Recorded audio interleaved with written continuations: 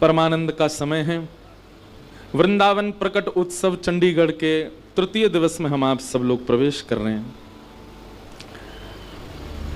हर क्षण समय व्यतीत हो रहा है और हम आगे बढ़ रहे हैं। 3 दिन आज पूर्ण होने जा रहे हैं, पर चंडीगढ़ वाले परेशान मत होइए, हम अगले वर्ष फिर आएंगे और फिर से श्री प्रिया प्रियतम की निकुंज लीला पर चर्चा करेंगे। वैसे तो बहुत गोपनीय लीलाएं हैं और उन लीलाओं के साथ साथ भक्तिमती श्री मीराबाई का चरित्र भी कहेंगे। अगले वर्ष का इस बार तो हमारी पहचान हो रही है, आप हमें पहचान रहे हो, हम आपको पहचान रहे हैं। अब हमारी पहचान हो जाएगी, अब हम मित्र मित्र हो जाएंगे। तो फिर जब पहचान नहीं होती तो फॉर्मल बातें की जाती हैं, जब पहचान हो जाती है तो फिर अंतरंग बातें की जाती हैं।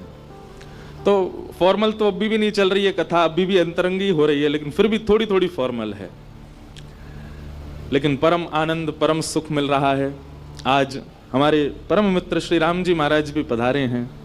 हमारे पूज्य श्री कृष्णानंद जी महाराज तो आशीष दे ही रहे हैं, साथ ही हमारे वृंदावन से पूज्य श्री मनोज मोहन शास्त्री जी का महाराज जी का फोन आया, महाराज जी भी आए हैं, और भी कई संत जन वैष्णव जन, भारत के सब शीर्ष कथा वक्तागण सब यहाँ आ रहे हैं। वृंदावन से आज श्री राधा वल्लभ लाल जी के परम सेवाधिकारी तिलकायत श्री मोहित मराल जी भी आ रहे हैं। साथ ही विश्व में युवाओं के बीच में जिन्होंने अपनी वाणी से खूब युवाओं को प्रेरित किया है, श्रीमद् भागवत की कथा, भक्त चरित्र, नानी बाई का मायरा सुना करके जिन्होंने कईयों को आनंदित किया है, ऐसी कथावाचिका श्री जया किशोरी जी भी आ रही हैं। सबका आगमन हो रहा है। और कल भी कई संत, परसों हमारे पूज्य पिताजी महाराज भी आ रहे हैं, पूज्य गुरुदेव भगवान भी आ रहे हैं आशीष देने, और सब संतों का आगमन यहाँ हो रहा है, वैष्णव जन सब आ रहे हैं। तो ये भी एक कृपा है। भक्तमाल जी में एक कथा ऐसी सुनाई जाती है कि एक बार महादेव जा रहे थे और साथ में पार्वती जी बैठी थी। तो महादेव रुके और नंदी से उतर करके स्थान को प्रणाम करने, सामान्य स्थान। तो पार्वती जी ने पूछा कि आपने इस स्थान को प्रणाम क्यों किया? ये कोई तपस्थली है, देव भूमि क्या है? तो महादेव कहते हैं, बोले देवी ये भूमि बड़ी पवित्र है। क्यों? क्योंकि यहां पर कभी कथा हुई थी, इस स्थान पर कथा हो चुकी है, इसलिए ये भूमि अब प्रणाम के योग्य है, इसलिए मैं इसको प्रणाम कर रहा हूं। आपको लगता है कि कथा में संत जन पधार रहे हैं, विशिष्ट जन पधार रहे हैं, कथावाचक आ रहे हैं, बड़े बड़े श्रेष्ठ जन आ रहे हैं? नहीं। हमारे पूज्य नाना जी कहते थे कि मंच से वक्ता जिस भक्त का स्मरण करता है, जिस देव का स्मरण करता है, यही मानना चाहिए कि वो देव और भक्त भी दिव्य चेतना से भी कथा में आए हैं। जैसे अभी हमने महादेव का स्मरण किया कि महादेव ऐसा करते हैं, तो महादेव का स्मरण इसलिए आया क्योंकि महादेव निश्चिति पंडाल में हैं, उनकी वायु ही स्पर्श करके वक्ता से अपनी उपस्थिति दर्ज करवा रही है। हम मीराबाई को रोज याद कर रहे हैं, तो निश्चित ही भेष बदल करके भक्तिमती मीराबाई बैठती होंगी कथा में। तो इसलिए जहां कथा होती है वो भूमि सामान्य नहीं रहती है, वहां की रज भी वृंदावन की रज से कम नहीं है। अगर आप 7 दिन बाद मेला ग्राउंड जहां कथा चल रही है, अगर यहाँ की रज भी आप माथे से लगा के जाएंगे तो वह उतना ही पुण्य प्रदान करेगी जितना राधा कुंड की रज, जितना ब्रजमंडल की रज, जितना गोवर्धन की रज। इस बात को विश्वास करके मानिएगा, ऐसे नहीं कि हम बहुत अधिक प्रशंसा कर रहे हैं, ऐसा नहीं है, ये प्रमाणित बात है। पार्वती जी ने भी स्थान को प्रणाम किया, बोले यहां कथा हुई थी। थोड़ी दूर आगे चले तो महादेव फिर रुके और फिर प्रणाम किया। पार्वती जी बोली यहां पर भी कथा हुई थी। तो महादेव कहते हैं देवी यहां कथा हुई नहीं थी, तो आज से 500 साल बाद कभी यहां कथा होगी, इसलिए मैं इसको प्रणाम कर रहा हूं। मतलब कथा दुनिया में कहीं भी होती है, वो भूमि महादेव के द्वारा चुनी जा चुकी है। महादेव जहां अपने चरण घुमा जाते हैं, कथा का स्थान वही बनता है। वो बात अलग है कि हम बाद में फिर कमेटी से पूछ रहे हैं, फिर गवर्नमेंट से परमिशन ले रहे हैं, कहीं मेला ग्राउंड कर रहे हैं, एग्जीबिशन ग्राउंड कर रहे हैं, वो बात अलग है। पर कथा एक बार जहां होती है वो स्थान पहले ही चुना जा चुका है। तो धन्य है हमारी ये वृंदावन प्रकट उत्सव की कथा, जहां पर इतने संत जन, इतने वैष्णव जन, इतने महापुरुष सब पधार रहे हैं, सबका आशीष मिल रहा है। आज राज्यपाल जी भी आए हैं, उनको भी प्रणाम है। कथाक्रम में हम लोग प्रवेश करें और फिर उसी बीच में ही वृंदावन के कुछ भाव। आज श्री गोपीनाथ जी का प्रादुर्भाव होगा कथा में। कल श्री गोविंद देव जी और श्री मदन मोहन जी के प्राकट्य की कथा सुनी रूप सनातन के द्वारा। आज श्री गोपीनाथ जी की चर्चा भी संभवतः कथा में आएगी। कथाक्रम में प्रवेश करें। भाग्योदयेन बहुजन्म समर्जितेन सत्संगमं च लभते पुरुषो यदा वै अज्ञान हेतु कृत मोह मदान्धकार नाशं विधाय तदोदयते विवेक। बहुत ध्यानपूर्वक सुनिएगा। नारद जी महाराज कहते हैं भाग्योदयेन बहुजन्म समर्जितेन। कई बार लोग बहुत पुण्य कर्म करते हैं।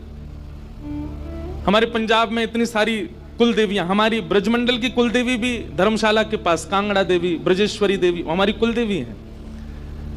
कई लोगों की कुल देवी यहां विराजती हैं। तो लोग पुण्य के लिए देवियों के दर्शन करने जाते हैं, गंगा स्नान करते हैं, महादेव पर बिल्व पत्र चढ़ाते हैं।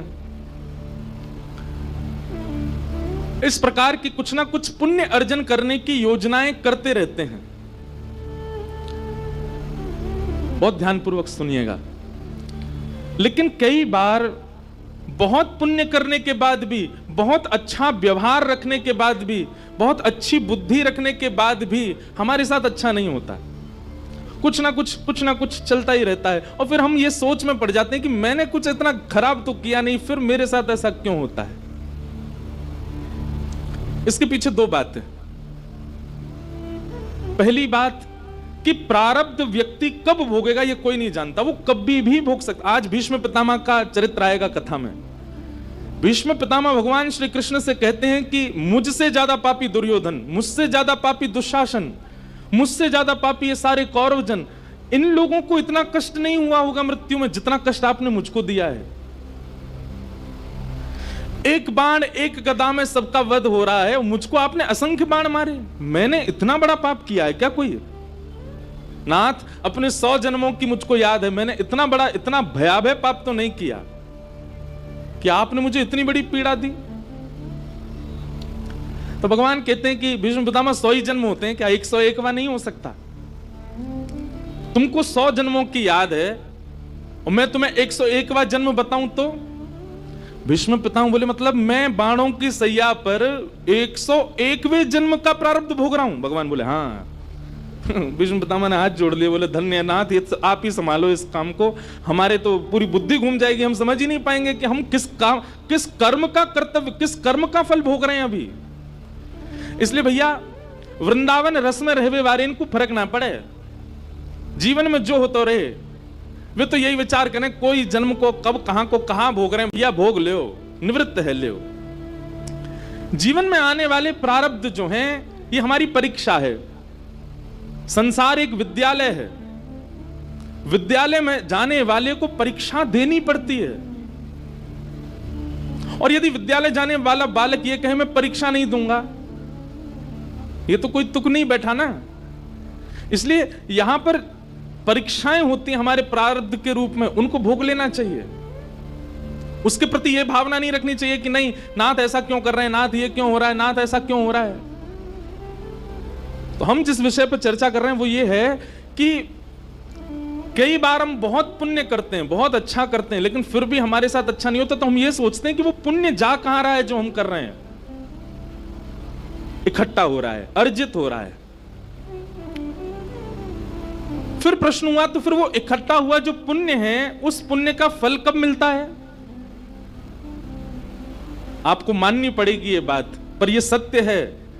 भागवत जी कहती हैं जिस समय आप कथा सुनने का मन बनाते हैं और भगवत चर्चा सुनने के लिए पंडाल में उपस्थित होते हैं, उस समय यही सोचना चाहिए हमारे द्वारा जितने किए गए पुण्य हैं उन सबके फल के रूप में आज हमको हरि चर्चा मिल रही है, भगवत चर्चा मिल रही है। आप किसी रसिक की वाणी सुनते हैं, अच्छा आजकल तो पुण्य हमारे कुछ ज्यादा ही मिल रहे हैं हमको, हैं? इंस्टाग्राम खोलो, वहां पर भी कोई ना कोई भजन, कोई ना कोई चर्चा, कोई ना कोई प्रवचन सुनने को मिल जाता है ऐसे रसिक जनों के। यूट्यूब खोलो, वहां पे भी मिल जाता। मतलब अब तो चलते फिरते हमारे पुण्यों के फल मिल रहे हैं। हम लोगों ने कितना पुण्य किया है। ये इस सदी में, जिस सदी में हम हैं, हम आप सब लोगों के बहुत पुण्य हैं जो हमको इतने ज्यादा सत्संग मिल रहे हैं, ऐसे ऐसे महापुरुषों की वाणी सुनने को मिल रही है। भाग्योदयेन बहुजन्म समर्जितेन सत्संगमं च लभते पुरुषो यदा वै। एक नहीं अनेक जन्मों के भाग्य उदित होते हैं तब क्षण भर का सत्संग मिलता है। हमको तो हर क्षण मिल रहा है। हमने अपने गुरुदेव से ये प्रश्न किया तो गुरुदेव इसका मतलब तो हमारे बहुत पुण्य है जो हम इतना सारा सत्संग सुन रहे हैं, फोन में तो सुन रहे हैं, कथा में लाइव बैठ के तो सुन रहे हैं, यूट्यूब पे तो सुन रहे हैं। तो हमारे गुरुदेव ने एक बहुत अच्छी बात कही, सत्संग चलते फिरते सोते उठते गाते सुनना ये पुण्य का फल नहीं है। पुण्य का फल कब है? बोले जब जो सुनी गई बात है वो जीवन में उतरे, तब समझो हाँ ये पुण्य का फल मिला। सत्संग तो रावण भी सुनता था कभी कभी,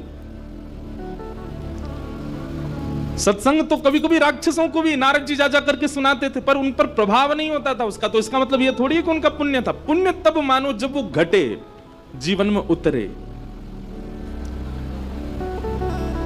तो ये हमारा धन्य, हमारे पुण्य है कि आज भागवत की कथा हमको सुनने को मिल रही है, और वह भी सामान्य नहीं, वृंदावन रस में ओतप्रोत कथा सुनने को मिल रही है। ये हमारा सौभाग्य है। तो कल हम आप सब लोगों ने भागवत जी का प्रारंभिक 3 श्लोक सुने। 88,000 सौनकादि ऋषि नैमिषारण्य क्षेत्र में बैठे हैं। सूत जी महाराज उनको कथा सुना रहे हैं, और इसी विषय में सूत जी से सौनकादि ऋषियों ने पूछा कि भागवत की रचना वेदव्यास जी ने क्यों की। बहुत ध्यानपूर्वक सुनिएगा।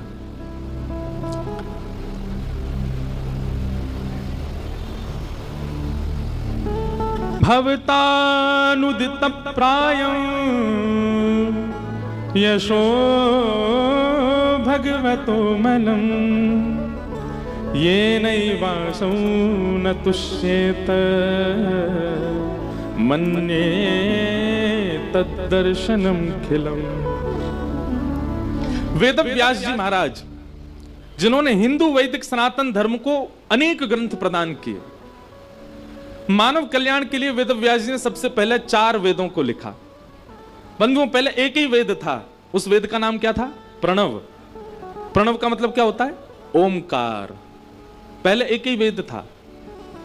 मतलब एक प्रकार से देखें तो प्राचीन काल में ऐसा होता था कि मंच पर बैठकर के व्यास केवल ओम शब्द का उच्चारण करता था और हजारों श्रोताओं को अपने प्रश्नों के उत्तर मिल जाते थे। वेदः प्रणव एवाग्रे। व्यास जी ने विचार किया कि कलयुग आने वाला है, लोगों की बुद्धि इतनी सक्षम नहीं है कि ओम से कल्याण कर लें। तब उन्होंने 4 वेद लिखे, ऋग्वेद, यजुर्वेद, सामवेद, अथर्ववेद। और उसके बाद भी व्यास जी को लगा कि शायद इससे भी इतना मानव कल्याण तो नहीं हो पा रहा है। तब व्यास जी ने अनेक पुराणों को लिखा। 18 उपपुराण लिखे गए, 17 महापुराण लिखे गए, और महाभारत जैसा शास्त्र लिखा गया। लेकिन वेद व्यास जी महाराज को फिर भी चित्त में प्रसन्नता नहीं हुई। प्रसन्नता का मतलब अपनी क्रिया से तृप्ति होनी चाहिए ना। हम जो कर रहे हैं उससे हमको संतोष होना चाहिए कि मैंने अच्छा किया। हमारे विपराग जी कोई गाना गाते हैं तो ये जब गाना गा के निकलते होंगे, ये उसी समय सोच लेते होंगे अगर इनको संतोष हुआ होता है तो वो निश्चित है कि सब उसको सुनेंगे ही सुनेंगे। जब क्रिया करने वाले को अपने कार्य से स्वयं संतोष नहीं होता ना, तो निश्चित है कि उससे किसी को संतोष नहीं होगा। बहुत ध्यानपूर्वक सुनिएगा। घर की माता जी या बहन जी या पत्नी भोजन बनाती, अगर वो संतोष नहीं है अपने बनाने वाले, वो पहले ही आपको थाली परोसते हो कि आज दाल ना इतनी बढ़िया नहीं बनी होगी, आप खा लेना, बस पेट भर लो, आज सब्जी ऐसे ही होगी, आप बस पा लो, आज मेरा मन नहीं लग रहा था। संतोष जब तक क्रिया में नहीं आता तब तक वो क्रिया किसी को संतुष्ट नहीं कर सकती। वेदव्यास जी महाराज को अपनी कृतियों से संतुष्टि नहीं हो रही थी।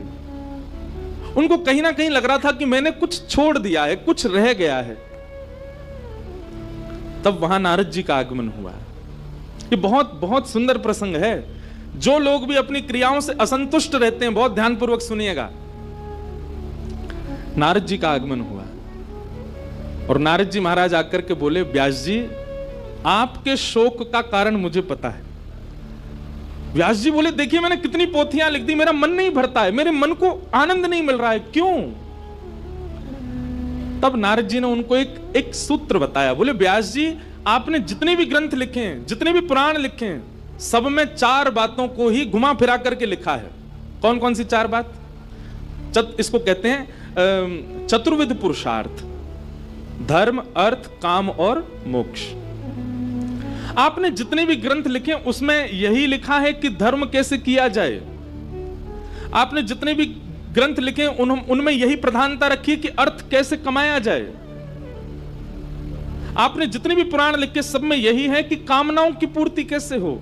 और अंतिम बात, सबका उद्देश्य आपने यही बताया कि मोक्ष कैसे प्राप्त किया जाए। तो व्यास जी बोले, इसके अलावा और है क्या? तब नारद जी कहते हैं, पंचम पुरुषार्थ। पंचम पुरुषार्थ का नाम क्या है? प्रेम। क्या है? प्रेम।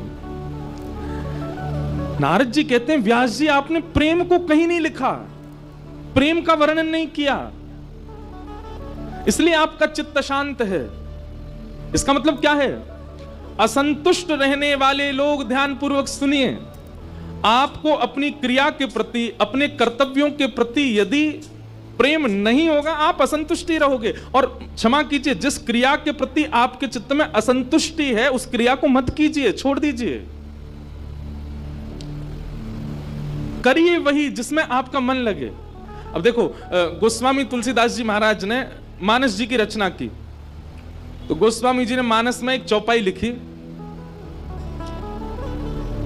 सिया राम मैं सब जग जानी, करहूं प्रणाम जोर जुग पानी। सिया राम मैं सब जग जानी, करहूं प्रणाम जोर जुग पानी। सब में सीताराम जी विराजमान है, मैं सबको प्रणाम करता हूं। तुलसीदास जी ने लिख दिया। अब लिख करके 80 घाट है बनारस में, वहां लिख करके मानस जी को विराजमान करके और आप दर्शन करने के लिए गए काशी विश्वनाथ भगवान का। तभी मार्ग में एक नंदी आ गया, अब वो मार्ग के बिल्कुल बीचों बीच खड़ा था। तो गोस्वामी जी निकलते समय बोले, अब कैसे निकलूं, इधर से जाऊं उधर से? वो नंदी पूरा खड़ा है मार्ग में। तो आपने थोड़ा हल्ला किया और हल्ला करके उसको ऐसे हाथ दिखा करके, जैसे जानवर आ जाए तो उसको भगाते हैं, ऐसे आपने उसको भगाया। गोस्वामी जी दर्शन करके जब लौट करके आए तो उन्होंने जो चौपाई लिखी थी, सिया राम मैं सब जग जानी, करहूं प्रणाम जोर जुग पानी, वो अपने आप अंतर ध्यान हो गई। गोस्वामी जी बोले, मैंने इतनी सुंदर चौपाई लिखी थी कि सिया राम जी को सब जग में देख करके सबको प्रणाम करूं, ये अंतर ध्यान क्यों हो गई? तभी आपके नेत्र बंद हुए और नेत्र बंद होते ही हृदय में एक ध्वनि प्रकट हुई। बोले, क्योंकि आप केवल लिख रहे हो, लिखी हुई वस्तु पर आपको खुद भरोसा नहीं है। आज एक नंदी आया तो आप उसको राम जी ना जान करके और जानवर समझ के भगा रहे थे। स्वयं लिख रहे हो सिया राम मैं सब जग जानी, तो फिर नंदी को क्यों भगाया? उसमें भी तो राम जी उसको प्रणाम कर लेते। तब राम जी के मन में, तब श्री गोस्वामी तुलसीदास जी के मन में यह भाव आया कि जब तक किसी कृति के प्रति पूर्ण विश्वास और प्रेम नहीं होगा, वो आनंदित नहीं कर सकती। हम उन लोगों से भी निवेदन करेंगे, नाम जप में अगर मन नहीं लगता है ना, नाम जप में अभी इतनी रुचि नहीं होती, तो आप दूसरे साधनों को ज्यादा कीजिए। क्योंकि जब तक उसमें रुचि नहीं बढ़ेगी, आप अपराध करेंगे, आपसे कोई ना कोई अपराध बनेगा। कथा में आपकी रुचि नहीं बन रही है, ठीक है, आप धाम के प्रति रुचि बढ़ाओ, आप सेवा के प्रति रुचि बढ़ाओ। लेकिन एक समय आएगा कि धीरे धीरे जिस भाव में आपकी रुचि नहीं है, उसमें रुचि बनेगी। नारद जी महाराज ने आकर के व्यास जी को समझाया। बोले, क्योंकि आपके चित्त में आपने प्रेम का वर्णन नहीं किया, इसलिए आपका चित्त अशांत है। हे व्यास जी, प्रेमी व्यक्ति को धर्म से कोई मतलब नहीं होता, प्रेमी व्यक्ति की कोई कामना नहीं होती। प्रेमी व्यक्ति का अर्थ से भी मतलब, अरे कहां तक कहें, प्रेमी व्यक्ति को मोक्ष भी नहीं चाहिए। जिसको ये चारों नहीं चाहिए उसके लिए आपने क्या लिखा? कुछ भी नहीं। इसलिए आपका हृदय शांत है। प्रेमा पुरर्थो महान, प्रेम जिससे बड़े जीवात्मा के चित्त में, ऐसा कुछ लिखो। सीधी बात, हम पहले दिन भी कथा में बोल चुके हैं कि भगवान दिख रहे हैं तो ये सामान्य स्थिति है, लेकिन भगवान कोई अपने दिख रहे हैं। श्री राधा रमण जी के प्रति प्रियतम का भाव आ रहा है, राधा वल्लभ जी के प्रति लाला का भाव आ रहा है, बिहारी जी के प्रति सख्य भाव आ रहा है, तो समझो कि आपकी भक्ति जो है वो प्रेम लक्षणा हो रही है। अब धर्म अर्थ काम मोक्ष से आप ऊपर उठ चुके हो, क्योंकि ठाकुर जी के प्रति अब भगवत भाव नहीं, अब प्रेम भाव है। मीराबाई, कई बार ऐसी उपस्थितियां उनकी होती थी उत्सव में, उनके लीला में, कि वहां धर्म प्रधान नहीं होता था, क्योंकि उनके लिए प्रेम प्रधान है। सूरदास जी की पूरे चरित्र में आप देखेंगे कई बार धर्म अर्थ काम मोक्ष की सीढ़ियों को छोड़ करके ऊपर चढ़ जाते थे, क्यों? प्रेम प्रधान है। हमारे ब्रज में तो गाते हैं, बोले नाथ हमें मोक्ष चाहिए ही नहीं।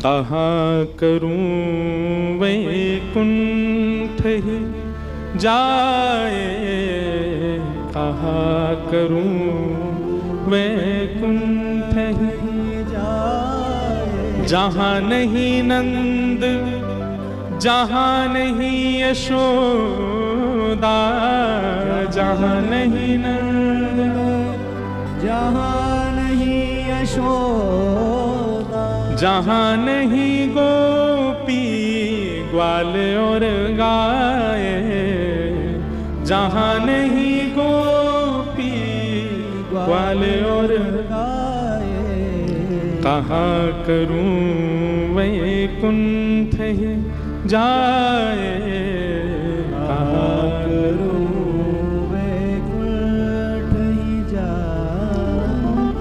प्रेमी व्यक्ति को तो मुक्ति की भी कामना नहीं होती। हमारे ब्रज में गाते हैं, हे नाथ एहो विधि ना तो पे अचरा पसार मांगू, जन्म जन्म दीजो याही ब्रज वसिवो, एहो विधि ना तो पे अचरा पसार मांगू, जन्म जन्म दीजो याही ब्रज वसिवो।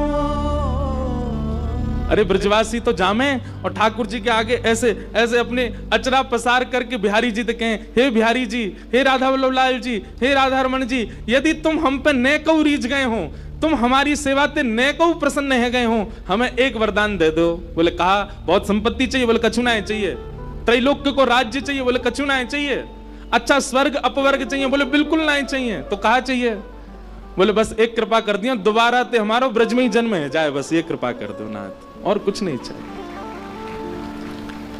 श्री राधा रानी के पग पग पे प्रयाग जहां, केशव की केली कुंज कोटि कोटि काशी है, यमुना में जगन्नाथ, रेणुका में रामेश्वर, तरु तरु पे पड़े रहत अयोध्या निवासी हैं, गोपिन के द्वार द्वार हरिद्वार बसत जहां, बद्री केदारनाथ फिरत दास दासी हैं, स्वर्ग अपवर्ग लेकर करेंगे हम क्या, जान लो हमें हम वृंदावन निवासी हैं, जान लो हमें हम ब्रज के निवासी हैं।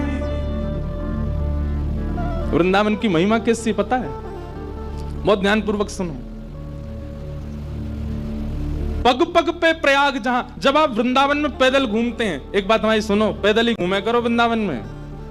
जब आप वृंदावन में पैदल घूमते हैं तो जितने कदम आप चलते, वो एप्पल वॉच पे स्टेप्स आ जाते हैं ना, कितने चले, वृंदावन जाते समय 0 कर लेना उनको, और जैसे ही वृंदावन पहुंचो तब फिर अपने पग गिनना। शाम को जब अपने रूम में आओ तो फिर देखना आज कितने कदम चले, 5000, 6000, 10,000, उतने कदम आप ये समझ लीजिए कि आपको हर पग पर प्रयाग यानी कि त्रिवेणी स्नान करने से जो फल मिलता है वो वृंदावन में केवल एक पग चलने से मिल जाता है। पग पग पे प्रयाग जहां, और केशव की केली कुंज कोटि कोटि काशी हैं। आप जितने वृक्षों को देखते हैं वृंदावन में, उतने वृक्षों को गिन लीजिए, उतना काशी जाने का जो फल मिलता है वो प्राप्त हो जाता है। गोपिन के द्वार द्वार हरिद्वार बसत जहां, आप जितने ब्रजवासियों के द्वार का दर्शन करते हैं उतने हरिद्वार जाने का फल मिल जाता है। बद्री केदारनाथ फिरत दास दासी हैं, वृंदावन में डोलवे मात्र से बद्री केदारनाथ जाने का फल मिल जाता है।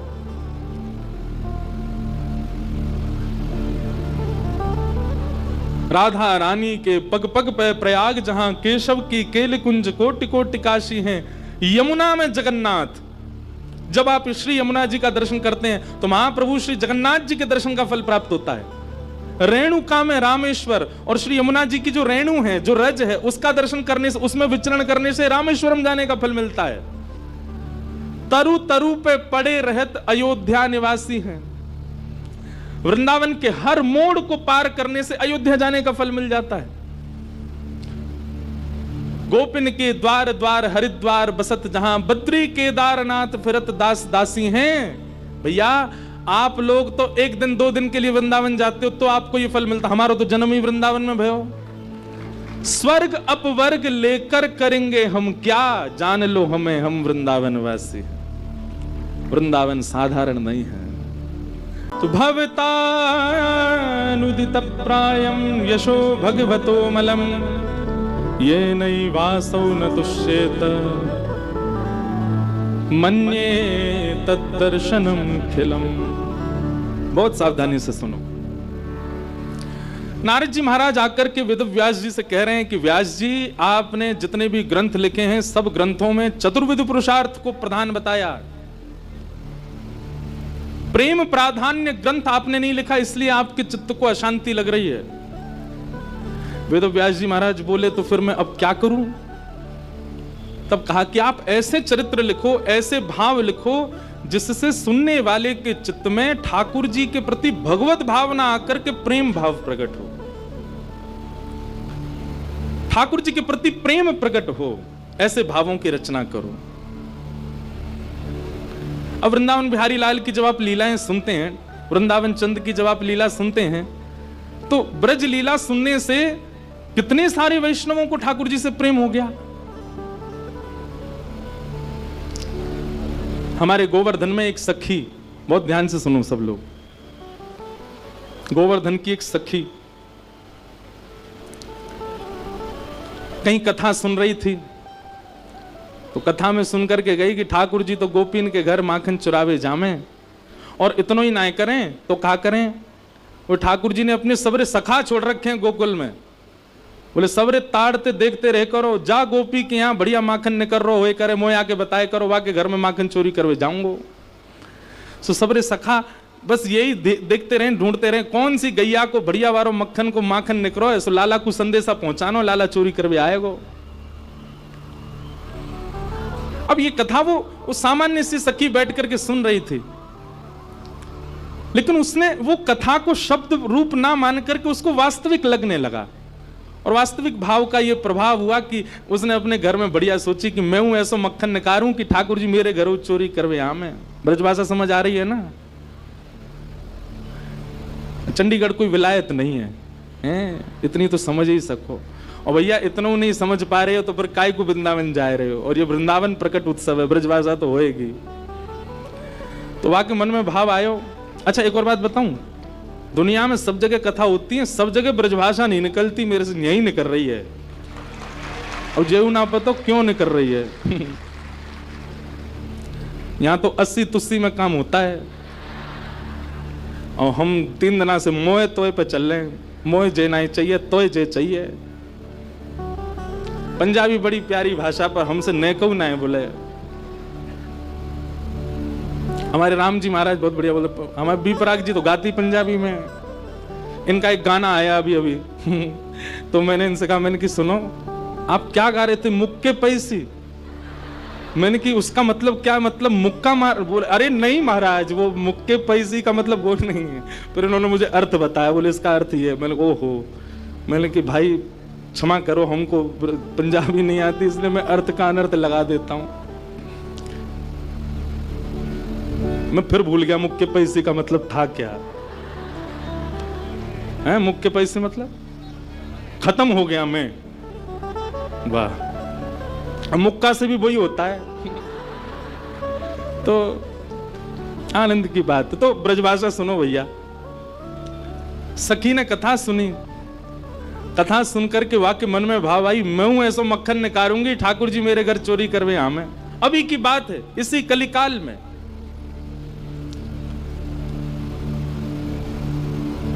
अब मक्खन निकाल लियो, निकाल करके माने मटका में मक्खन सजा लियो, और वाक्य मन में आई कि ठाकुर जी को कैसे पता चले कि मैंने मक्खन निकालो है।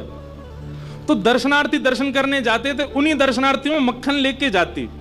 तो सब तो सामग्री मंदिर में चढ़ा देते, वो चढ़ाती नहीं, पीछे खड़े होकर के वहीं से मक्खन के पात्र को ठाकुर जी को दिखाती, और ठाकुर जी दिखा कहती, धोरी गैया के दूध सो बढ़िया रात में जमाए करके मैंने दही निकारो, वह दही से ऐसो बढ़िया मक्खन निकारो लाला।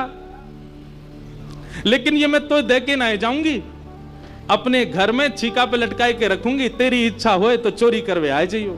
श्रीनाथ जी के मंदिर में जाके ठाकुर जी को लोभ देती है। वैसे कोई करे ऐसा, बढ़िया खीर बनावे, चंडीगढ़ से जावे वृंदावन और ठाकुर जी को जाकर के बिहारी जी क्यों के बिहारी जी आपके लिए खीर बनाए, पर हम यहां नहीं देंगे, चंडीगढ़ आके आओ, पाना है तो आप तो आ जाएं।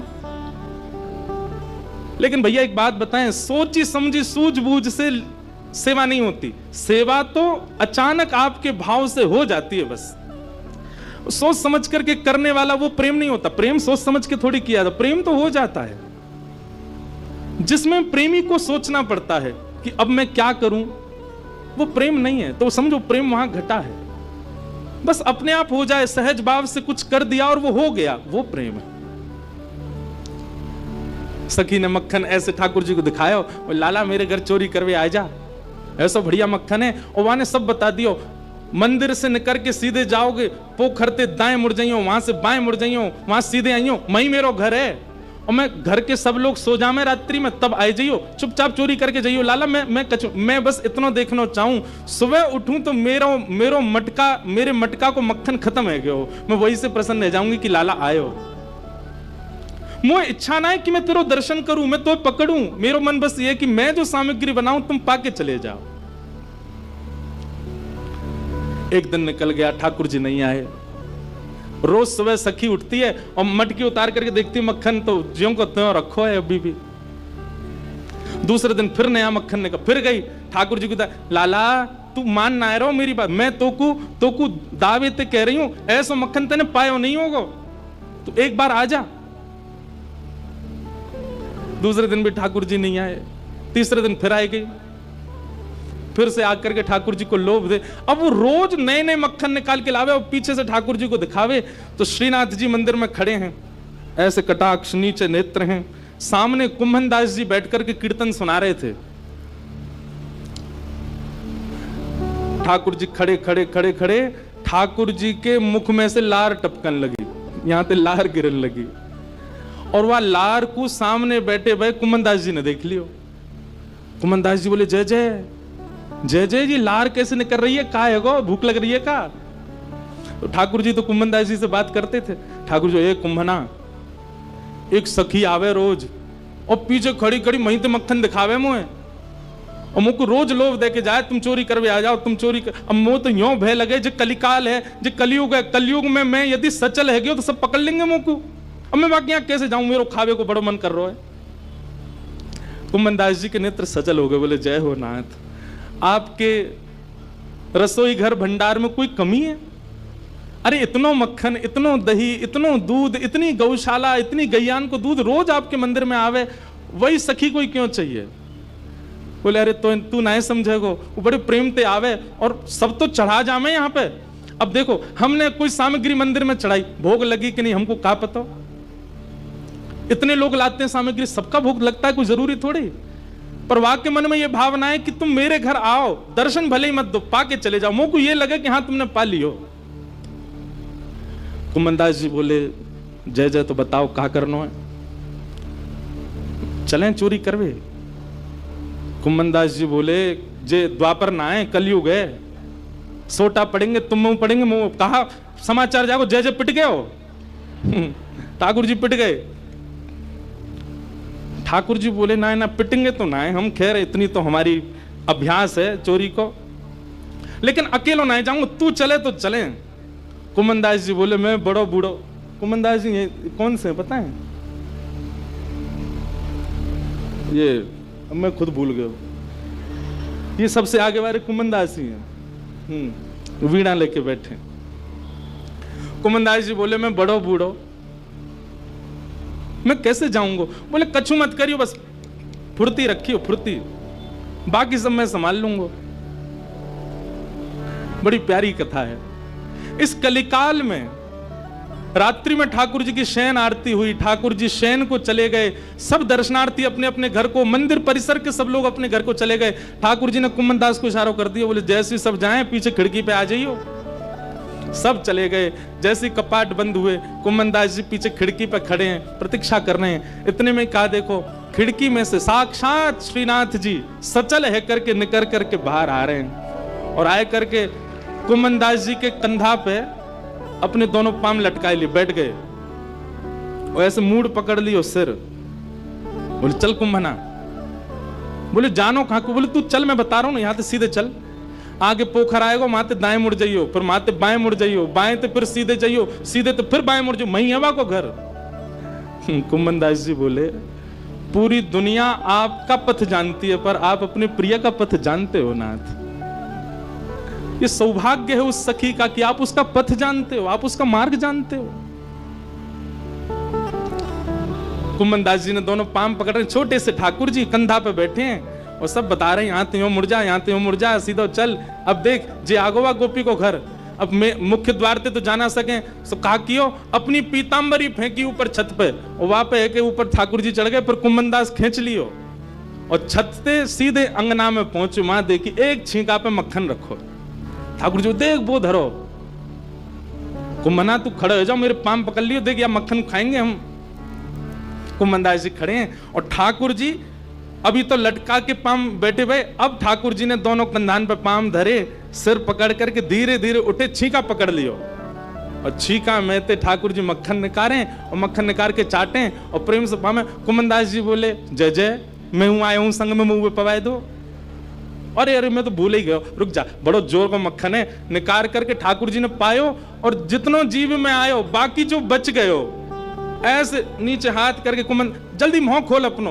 अब कुमनदास जी मुंह खोले, ठाकुर जी आंख पे लगामे, नाक पे लगामे, और जैसे ही मुख में दियो है, ठाकुर जी के हस्त कमल से मक्खन मुख में जाते ही कुमनदास जी तो मंत्र मुग्ध हो गए। कुमनदास जी के हाथ वाथ सब ढीले हो गए। ठाकुर जी कुंभना में गिर जाऊंगा, संभाल के पकड़। हाँ जय जय पकड़ू। जैसे ही पकड़ करके ऊपर ने देखना चाह रहे कैसे चोरी कर रहे हैं ठाकुर जी, जैसे ही ऊपर दृष्टि करी, ठाकुर जी की धोती ढीली है कि नीचे सरक रही। कुमनदास जी बोले जय जय जय जय जय जय, हो है जाएगी, जल्दी आगू पकड़ो। सोई ठाकुर जी ने 4 भुजा धारण करी, 2 भुजा से तो अपनी धोती पकड़ी और 2 भुजा से छींको पकड़ के खड़े हैं। कुमनदास जी बोले जय हो चतुर्भुज भगवान। शंख चक्र गदा पद्मधारी चतुर्भुज तो बहुत देखे, पर मक्खन चोरी कर, मक्खन हरण चतुर्भुज पहली बार देखे। बोलो मक्खन हरण चतुर्भुज नाथ की। 2 भुजा से धोती पकड़ के बैठे हैं, 2 भुजाते छीको पकड़ रखो है। चतुर्भुज रूप में ठाकुर जी प्रकट है गए। कुमनदास जी वह रूप को देख करके आनंदित है गए। पहले तो कुमनदास जी ने मक्खन पायो तो मंत्रमुग्ध है गए, लेकिन अब चतुर्भुज रूप में जब ठाकुर जी को देखो, भैया कोई ठाकुर जी को देख ले वो होश में रह सके? कुमनदास जी के तो हाथ ढीले पड़ गए, नेत्र बंद है गए, भाव आवेश में चले गए। अब कुमनदास जी के तो तन हिलन लगो। अब तो कुमनदास जी नीचे को हिलने लगे। ठाकुर जो कुंभना कहा कर रहा है, अरे कुंभना मैं गिर जाऊंगा, कुंभना ऐसा मत करे। कुमनदास जी को कहां सुनाई दे, और इतने में ही कहा कुमनदास जी तो बेसुध है कि नीचे भय, और ठाकुर जी वही छीका पे ही लटक गए। और ठाकुर जी जैसे ही लटके सो छीका पे तो मटकी नीचे गिर गई। मटकी नीचे गिरते जोर की आवाज भई, पूरे घर के लोग उठ गए, ओ चोर आ गए, चोर आ गए, चोर आ गए। सखी ने उठाया मोटो वारो बांस और निकर के जैसे ही बाहर आई, कुमनदास जी तो बेसुध पड़े। ठाकुर जी झटपट उछल करके छत पे है करके माथे भाज गए। कुमनदास जी वहीं रह गए। सखी ने आए करके महाराज कुमनदास जी में डंडा दिए 15-20, लेकिन कुमनदास जी तो नेत्रों से नीर बहा रहे हैं, मंत्र मुग्ध है करके पड़े हैं। ने प्रकाश किया और प्रकाश करके देखी है कौन, देखूं तो सही। और जैसे ही देखे श्री कुमनदास, ए बाबा, ए कुम्भना, तुम तो वहां मंदिर में कीर्तन गाओ है बाबा, तो शर्म ना आई है? अब घर में चोरी करवे आयो है, मक्खन चुरावे आयो? जो मक्खन ठाकुर जी के काजे निकालती वह तू चुरावे आयो? कुमनदास जी चरणों में गिर गए उस सखी के और बोले, मैंने पूरे विश्व को उनका यश गाते हुए सुनो। अरे सखी तेरे धन्य भाग, कल रात्रि में ठाकुर जी तेरो यश मुंह को सुना रहे। बोले ऐसे मक्खन निकारे, ऐसे मटकी में धरे, बाको घर यहाँ है, यहाँ कुएं, ऐसी है वैसी है, तेरो यश ठाकुर जी गावे। कुमनदास जी कह रहे हैं वो तो सो इतनो प्रेम करें, इतनो प्रेम करें, इतनो प्रेम करें। ठाकुर जी बोले, सखी बोली कितनो प्रेम करें? तू अगर लाला को कहीं बेकऊ आवेगी ना तो वो बिकऊ जाएंगे तेरे हाथन से, इतनो प्रेम करें।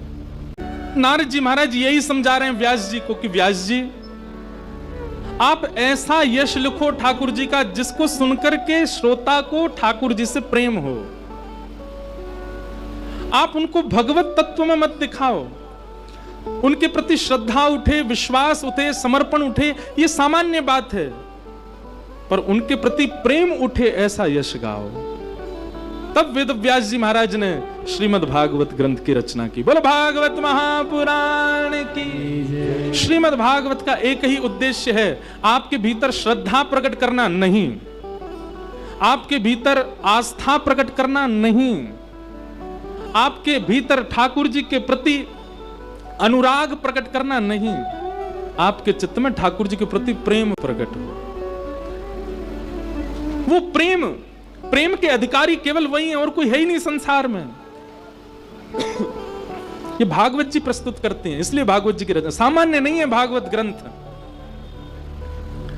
यदि श्रीमद् भागवत हमको वेद व्यास जी ने प्रदान नहीं की होती तो मैं कहता हूं कि हमको सूरदास, मीराबाई, करमेती बाई, कर्मा बाई कोई नहीं मिलता। ठाकुर जी से प्रेम करने वाले भक्त मिले ही भागवत जी के बाद हैं, उनके अलावा प्राप्त नहीं होते। भागवत जी ने ही सबके चित्त में प्रेम को प्रदीप्त किया है, उदित किया है।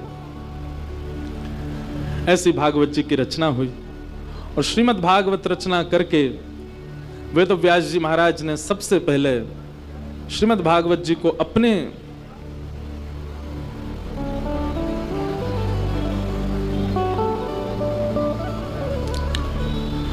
पुत्र श्री शुकाचार्य जी को प्रदान किया, सुखदेव जी को प्रदान किया। यम प्रव्रजन्तमनुपेतुमपेत कृत्यम द्वैपायनो विरह कातर्या जुहाव पुत्रेति तन्मयतया तर्वोभिनेतु तम सर्वभूत हृदयं मुनिमानतोस्मि। जितने भी पिता यहां पर बैठे हैं बहुत ध्यानपूर्वक सुनिएगा। संपत्ति पुत्र को नहीं देनी चाहिए, तो किसको देनी चाहिए? संपत्ति पात्र को देनी चाहिए। पुत्र जब तक पात्र ना बन जाए तब तक उसको अपनी संपत्ति मत दो। तो पिता का कर्तव्य है, पहले पुत्र ने जन्म लिया था, पर पिता का कर्तव्य क्या है, मां का कर्तव्य क्या? उसको पात्र बनाए, उसको योग्य बनाए।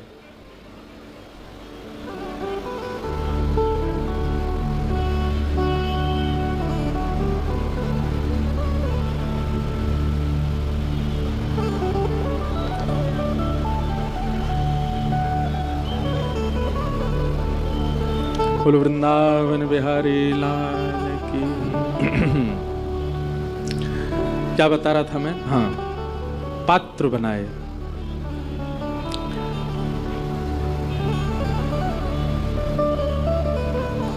वेद व्यास जी महाराज ने अपने पुत्र श्री शुकाचार्य जी को प्रदान किया और शुकाचार्य जी ने फिर वही भागवत की कथा राजा परीक्षित को सुनाई। प्रश्न होने लगा कि राजा परीक्षित कौन है। तब यहां से महाभारत का प्रसंग सुनाया गया कि यदा मृधे कौरव संजयानां वीरेस्वथो वीरगतिं गतेषु ब्रकोदरा विक्तगदा विमर्श भृगुनुरुदण्डे धृतराष्ट्रपुत्रे। महाभारत का प्रसंग है तो बिल्कुल अंतिम भाग भागवत में वर्णन किया गया है, उसमें हम ज्यादा नहीं जाएंगे, बहुत अलग विषय हो जाता है। पर परीक्षित को 7 दिन में मरने का श्राप कैसे लगा उसके लिए हमको थोड़ा तो सुनना पड़ेगा, इसलिए मैं थोड़ा सूक्ष्म में कह करके और स्तुति प्रकरण की ओर चलूंगा।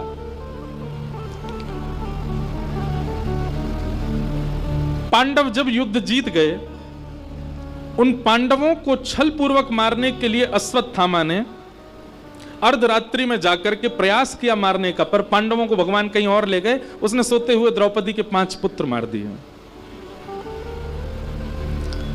द्रौपदी के पुत्रों की मृत्यु का बदला लेने के लिए अर्जुन ने संकल्प लिया कि मैं उस बाल हत्यारे को छोड़ूंगा नहीं। अश्वत्थामा को पकड़ करके मृत्युदंड देना चाहते थे, पर द्रौपदी ने मना किया और द्रौपदी ने आज्ञा कर दी कि नहीं, मेरे पुत्र मरे हैं, मेरी आज्ञा नहीं है कि आप इसको मत मारो। अश्वत्थामा का अपमान करके छोड़ दिया। परंतु अश्वत्थामा के मन में भाव आया,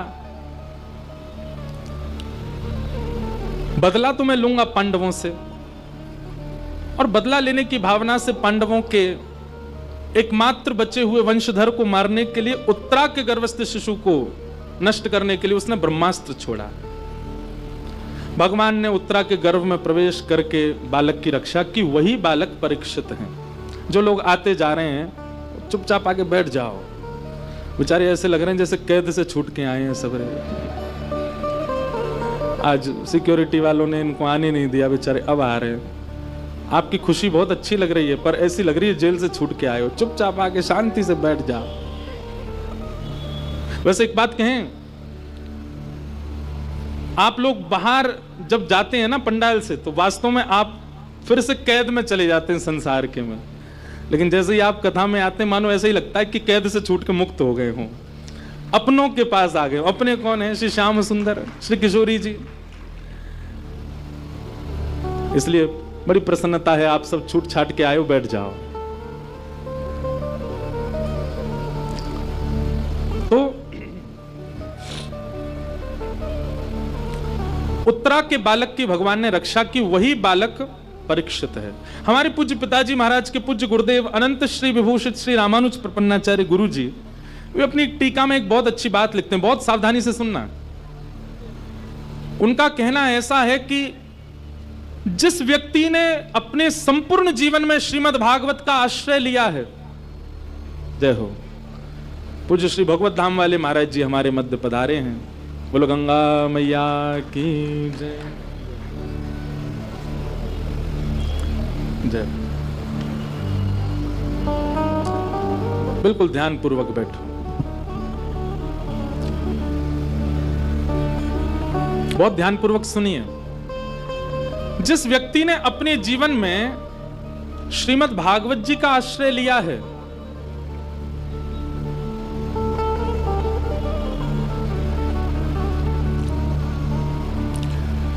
ऐसे व्यक्ति को यह बात विश्वास मान लेनी चाहिए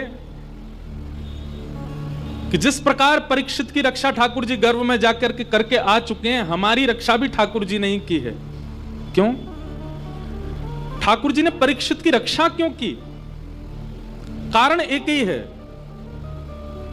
क्योंकि ठाकुर जी जानते हैं भविष्य में चल करके मेरे भागवत का सर्वश्रेष्ठ श्रोता होने वाला है। अपने भक्त बहुत प्रिय हैं ठाकुर जी को, वैष्णव बहुत प्रिय हैं, उनकी हर स्थिति में ठाकुर जी रक्षा करते हैं। और निश्चित है जो भी वैष्णव रूप धारण करता है इस कलिकाल में, उसकी निश्चित है कि मातृगर्भ में ठाकुर जी का उसको दर्शन हुआ है, ठाकुर जी ने उसकी रक्षा की है, इसीलिए वो वैष्णव भाव में आ चुका है। परीक्षित की भगवान ने रक्षा की। भगवान द्वारिका जा रहे थे, उत्तरा के गर्भ के बालक की रक्षा करके भगवान जैसे रथ में बैठे, कुंती ने भगवान की स्तुति गाई। इतनी सुंदर स्तुति है कुंती की, अद्भुत। कि नमस्ये पुरुषं त्वाद्यं ईश्वरं प्रकृते परं अलक्ष्यं सर्वभूतानां अंतर्बहिर्वस्थितम्। बहुत ध्यानपूर्वक सुनो अब सब लोग। कुंती भगवान से जो कह रही है, श्रीमद् भागवत की सबसे पहली स्तुति है कुंती स्तुति। मैं ऐसा कहता हूं कि भागवत जी की जो नींव है, भैया रहने दो इनको, अभी मत उठाओ, रहने दो। हाँ, कोई आके बैठ ही जाएगा, ठाकुर जी बैठ जाएंगे। हमको अब थोड़ी देर कथा सुनाने दो भैया। सबसे हमारी प्रार्थना, बिल्कुल शांति पूर्वक बैठो। तो कुंती ने जो भगवान की स्तुति गाई है, मैं कुछ बता रहा था, भूल गया। नमस्ये पुरुषं ताद्वम ईश्वरं प्रकृते परम अलक्ष्यं सर्वभूतानां अंतर्बहिर्वस्थितम्। हाँ, तो भागवत जी में सबसे पहली स्तुति है कुंती की।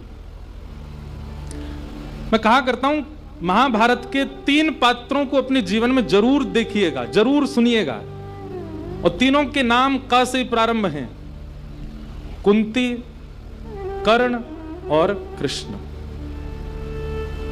एक बार अपने जीवन में इन तीनों के चरित्र को जरूर देखिएगा, तो आपको अपनी लाइफ में आने वाली सिचुएशंस बहुत छोटी लगेंगी। भगवान की बुआ है कुंती, लेकिन आज जब रथ में बैठ करके ठाकुर जी द्वारिका को प्रस्थान कर रहे हैं, तो कुंती आकर के रथ के उन घोड़ों के चाबुक को रोकती है और ठाकुर जी से कहती है, लाला न नीचे आओ, मोए तुमसे बात करनी है।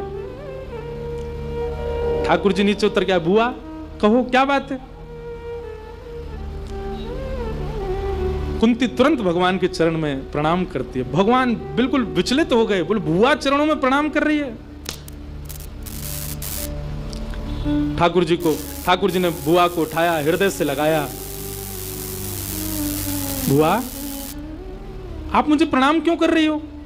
मेरा अधिकार है मैं आपको प्रणाम करूं, आप क्यों करती हो? कुंती कहती है कि मैं जानती हूं कि आप ईश्वर हो, मैं जानती हूं कि आप भगवान हो, इसलिए आपको प्रणाम कर रही हूं। और भगवान को तो प्रणाम ही करना चाहिए। आप ठाकुर जी को कुछ नहीं दे सकते, केवल एक वस्तु के अलावा। क्या? दोनों हाथ जोड़ो और सर झुका के नमन, बस ये आप देते हो। इसके अलावा जो भी आप देते हैं ठाकुर जी को, तो सब ठाकुर जी का, ये आप कुछ नया नहीं देते। इसलिए कुंती ने अपनी स्तुति का प्रारंभ नमः शब्द से किया, अपनी स्तुति का विश्राम भी नमः शब्द पे ही किया। आप केवल प्रणाम कर सकते हो ठाकुर जी को, और कुछ नहीं।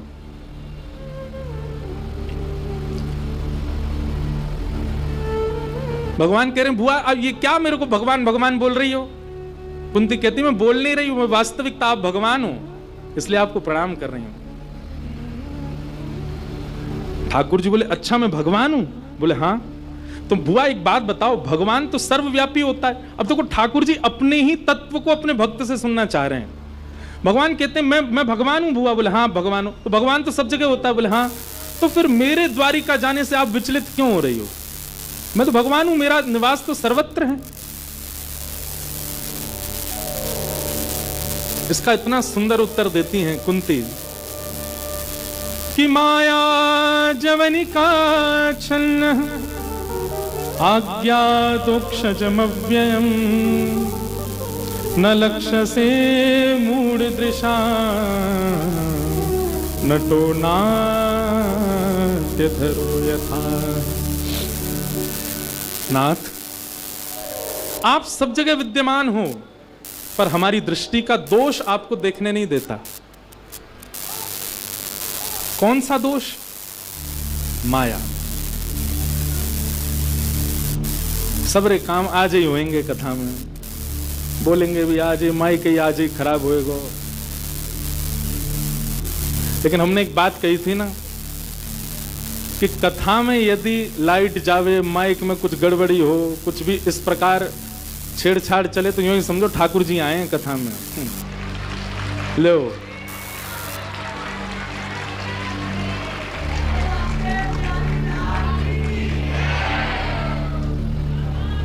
अब पता वहां घूमते घूमते मंच पे आके बैठ गए होंगे, यही हमारी यहीं की लाइट ही चली गई। जय हो। ठाकुर जी भी अद्भुत हैं। हमने एक बात कही थी ना कल कथा में, जैसा आप चाहते हो वैसा हो जाए, जो आप सोचते हो वैसा हो जाए, तो समझो ठाकुर जी आपसे नाराज हैं, इसलिए आप जो चाहते हो वो हो जाता है आपके साथ। लेकिन आप जैसा चाहते हो वैसा ना होवे तो समझो ठाकुर जी आपसे प्रसन्न हैं। क्यों? प्रेम का ये स्वरूप है कि प्रेमी अपने प्रेमी को उसकी प्रिय वस्तु देने में बहुत परेशान करता है। तो ठाकुर जी छेड़ रहे हैं, बोले आज या को मन लग रहा हो कथा में दारी के करण नहीं दूंगा। लेकिन भाव से सुनो आप, और मैं बार बार भूल और जाता हूं, मेरा ध्यान बहुत जल्दी टूट जाता है। कुंती स्तुति बहुत सुंदर है। तो भगवान ने पूछा कि मैं तो सर्वत्र हूं, फिर मेरे द्वारिका जाने से आपको इतनी परेशानी क्यों हो रही है? बुआ, मेरा तो निवास सब जगह है ना, और मैं सब जगह हूं तो एक रूप से द्वारिका में हूं, एक रूप से कण कण में, यहां पर भी आप रोक क्यों रही हो फिर मेरे जाने से? कुंती ने उत्तर दिया, माया जवनिका छन्न आज्ञा दोक्षजमव्ययम न लक्ष्य से मूढ़ दृशाम नटो नाट्य धरो यथा। नाथ, आप सब जगह हो पर दोष हमारी दृष्टि में है। कैसे? जिस प्रकार कठपुतली को नचाने वाला कठपुतली को नचाता है, रुलाता है, सुलाता है, कठपुतली का ब्याह भी करा देता है, कठपुतली के बालक भी हो जाते हैं, कठपुतली कोई मर भी जाए, कठपुतली सारा एक स्वरूप, एक जीवन दिखा देती है। देखने वाले को थोड़ी देर में लगने लगता है कि ये कठपुतली रो रही है, कठपुतली सो रही है, कठपुतली जाग रही है, कठपुतली हंस रही है, पर वास्तविकता क्या है? कठपुतली के पीछे एक पर्दा है और उस पर्दा के पीछे अपने हाथों में डोर बांध करके कोई व्यक्ति चला रहा है। नाथ, यदि वो बीच में जो पर्दा पड़ा है उसको यदि हटा दिया जाए तो सारा भेद क्लियर हो जाएगा कि ये कठपुतली है और उसको नचाने वाला पीछे खड़ा है। ठीक वैसे ही नाथ, आप सब जगह विद्यमान हो। हमको लगता है सामने वाला हंस रहा है, सामने वाला रो रहा है, ये कितना धनवान हो गया, ये कितना निर्धन हो गया, ये कितना सुंदर है, ये कितना कुरूप है, लेकिन वास्तविक में इन सब के पीछे माया का पर्दा, और माया के पीछे आप बैठे हो, आप ही सब करवा रहे हो। माया के कारण आप दिखते नहीं, लेकिन यदि हमारे जीवन में सदगुरु आ जाएं तो सदगुरु आकर के उस माया के पर्दे को हटा देते हैं, तो सब क्लियर हो जाता है कि ये संसार में सब मिथ्या है, सब करा ठाकुर जी रहे हैं। आप सब जगह हो पर माया के कारण नहीं दिखते। जैसा चश्मा वैसी दुनिया। हमने माया को इतना ज्यादा देख लिया। माया का मतलब क्या होता है? माया की डेफिनेशन क्या है? ऐसी वस्तु, ऐसा व्यंजन, ऐसा व्यक्ति, ऐसा स्थान जो आपको ठाकुर जी से दूर खींचता है, जो आपको सद्भावना से दूर खींचता है, जो आपको सुंदर व्यवहार से दूर करता है, सब माया है। जिसके कारण आपके चित्त में क्रोध उत्पन्न होता है, जिसके कारण काम उत्पन्न होता है, जिसके कारण लोभ उत्पन्न होता है, वो सारी वस्तुएं माया हैं। और सीधी बात, जो ठाकुर जी को हमसे दूर कर दे वही माया है। ठाकुर जी जाके कारण हमसे दूर चले गए, वो माया है। और इसी माया के कारण ठाकुर जी नहीं दिखते। हो तो आप सब जगह पर माया के कारण नहीं दिखते नाथ। कुंती ने स्तुति गाई, और ऋस्तुति गाते हुए कुंती ने अपनी स्तुति में एक शब्द कहा है, और वो शब्द क्या है? अद्भुत। यथा ऋषिकेश खलेन देवकी कंसेन रुद्धार्त चिरं सुचार्पितम् विमोचिताहं च सहात्मजा विभो त्वयैव नाथेन मुहुः विपद्गणात्। बहुत ध्यानपूर्वक सुनिएगा। कुंती ने यहां पर एक शब्द का प्रयोग किया है, जिस शब्द से कुंती की स्तुति बाकी सबकी स्तुतियों से ऊपर हो जाती है केवल एक शब्द से। कुंती भगवान से कहती है, मैं दावा करके कहती हूं कि आप पूरे विश्व में सबसे ज्यादा प्रेम मुझसे करते हो। बंधुओं, सबसे पहले तो यह विश्वास अपने चित्त में जगाओ, अभिमान नहीं, पर यह विश्वास चित्त में जगाओ कि श्री राधा रमण जी मुझसे प्रेम करते हैं, श्री राधा वल्लभ जी मुझसे स्नेह करते हैं, श्री बिहारी जी का मुझसे प्रेम है। यह विश्वास आप दृढ़ कर लीजिए अपने चित्त में। इसका अभिमान नहीं करना है, पर यह विश्वास रखो, जैसे कुंती ने किया। कुंती भगवान के सामने कह रही है कि मुझे पूर्ण विश्वास है कि आप मुझसे सबसे ज्यादा प्रेम करते हो।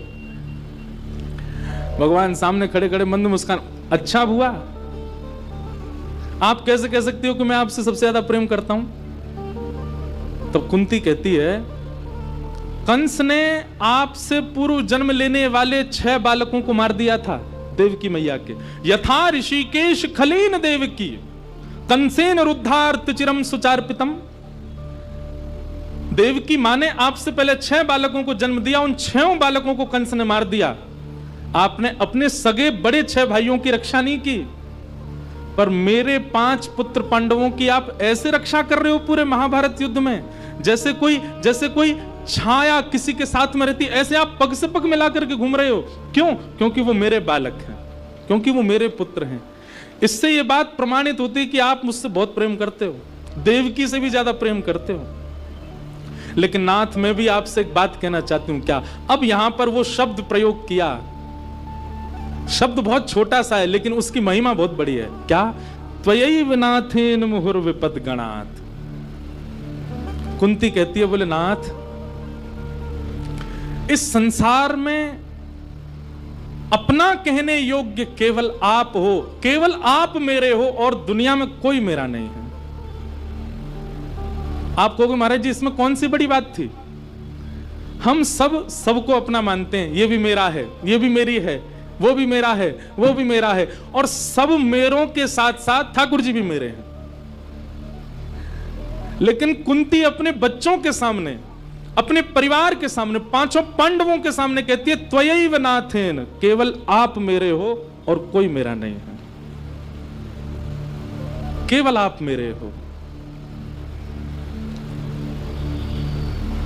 सूरदास जी महाराज अपनी एक पद में एक पंक्ति गाते हैं, बिन गोपाल को नहीं अपनो, जासों की रति रही है, जा दिन मन पंछी उड़ जाए।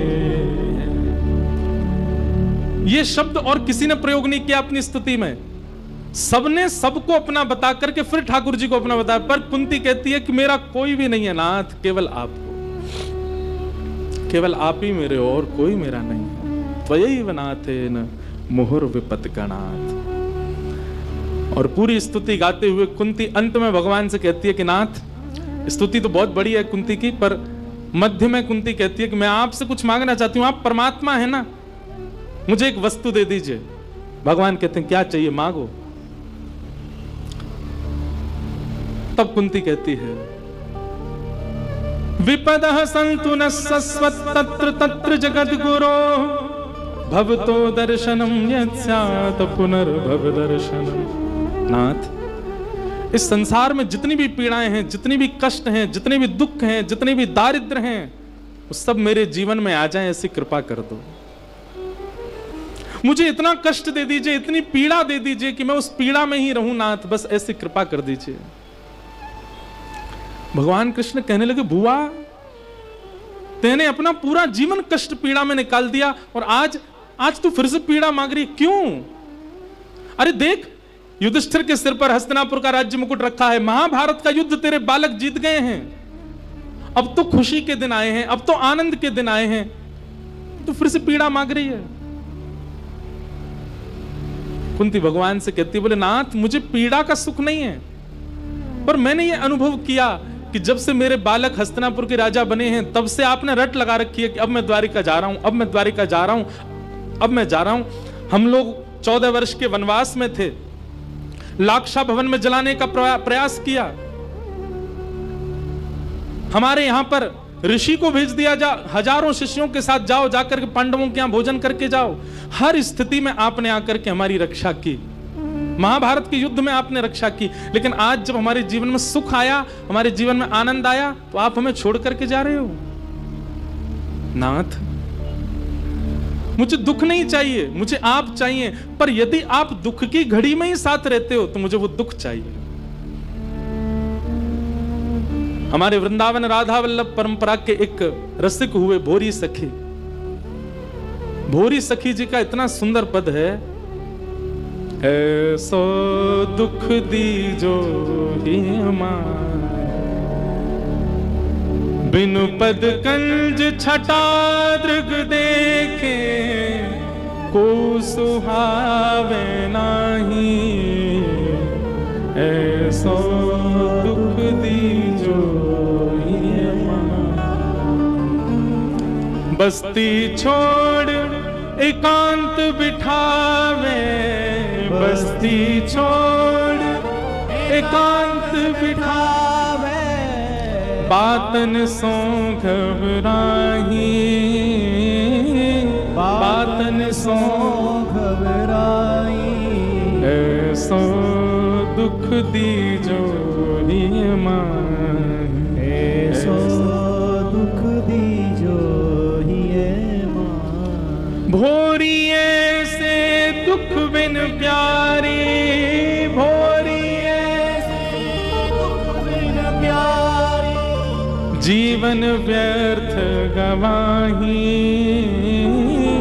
जीवन व्यर्थ गवाही, ऐसो दुख दीजो ही हमार, ऐसो दुख दीजो ही हमार। भोरी सखी कह रही हैं कि नाथ मुझे ऐसा दुख दो। बोले कैसा दुख? आपको जब तक ना निहार लूं मुझे कोई ना सुहावे। चाहे कितना सुंदर व्यक्ति मेरे सन्मुख ना आ जाए, मुझे वो भाए ना जब तक मैं आपको ना देख लूं। और बस्ती छोड़ एकांत बिठावे, बातन सो घबराहे। संसार की चर्चाओं में मेरा कभी मन ना लगे, पर जब कोई कहे राधा वल्लभ, श्री हरिवंश, वहीं जाने का मन करे, मन हो कि बस वहीं बैठ कर के मैं सुनता रहूं। संसारी चर्चाओं में मेरा मन ना लगे, संसार की कितनी भी सुंदर बातें हो उनमें मुझको पीड़ा हो, ऐसी कृपा करो नाथ। ऐसो दुख दीजो। वही बात यहां पर कुंती कह रही है, नाथ मुझे आप चाहिए, और आप यदि दुख की घड़ी में रहते हैं साथ तो मुझे वो दुख ही चाहिए। आप हर समय हमारे साथ रहे, पर जब से हम महाभारत का युद्ध जीते हैं तब से आपने रट लगा रखी है मुझे द्वारिका जाना है, इसलिए मुझे ये सुख अच्छा नहीं लग रहा है, मुझे ये संपत्ति अच्छी नहीं लग रही है, मुझे हस्तिनापुर का राज्य अच्छा नहीं लग रहा है। क्यों आप छोड़ करके जा रहे हैं हमें? और एक बात याद रखिएगा बंधुओं, संपत्ति आने पर, सुख समृद्धि आने पर ठाकुर जी की विस्मृति होती है। तो आप स्वार्थी थे और आप स्वार्थ से ही भज रहे थे ठाकुर जी को, पर सब कुछ आने के बाद भी भगवत भाव नष्ट ना हो, वही भाव प्रधान है, वही भक्ति प्रधान है। कुंती को नहीं भा रहा है सब कुछ, उसको तो केवल यही है कि आप हमारे साथ रहो। मीराबाई के पास में कोई कमी नहीं है, सब कुछ है मीराबाई के पास, लेकिन हर स्थिति को प्राप्त करने के बाद भी मीराबाई सबका त्याग क्यों कर रही हैं? क्यों इन सबके बीच रह के कृष्ण प्रिय नहीं लग रहे हैं, तो सबका त्याग कर रही हैं। भैया वैष्णव भक्त प्रेम का उपासक वो थोड़ा विचित्र होता है, उसकी स्थिति थोड़ी अलग होती है। संसार के लोग कई बार उसको पागल संबोधित कर देते हैं, पर हां वास्तविक में वो ऐसा ही होता है।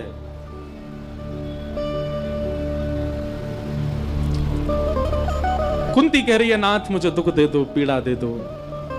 और इस प्रकार भगवान की स्तुति गाई कुंती ने। भगवान ने कुंती को हृदय से लगाया और वचन दिया कि बुआ मैं जिस दिन अपनी लीला पूरी करके जाऊंगा तो अपने संग लेके जाऊंगा। और वही हुआ, जिस दिन ठाकुर जी अंतर ध्यान हुए और यह समाचार कुंती को पता चला, कुंती ने अगले क्षण श्वास नहीं ली है, उसी क्षण प्राण त्याग दिए जिस दिन ठाकुर जी ने अपनी लीला पूरी की। ऐसा भाव कुंती का। कुंती ने भगवान की स्तुति गाई।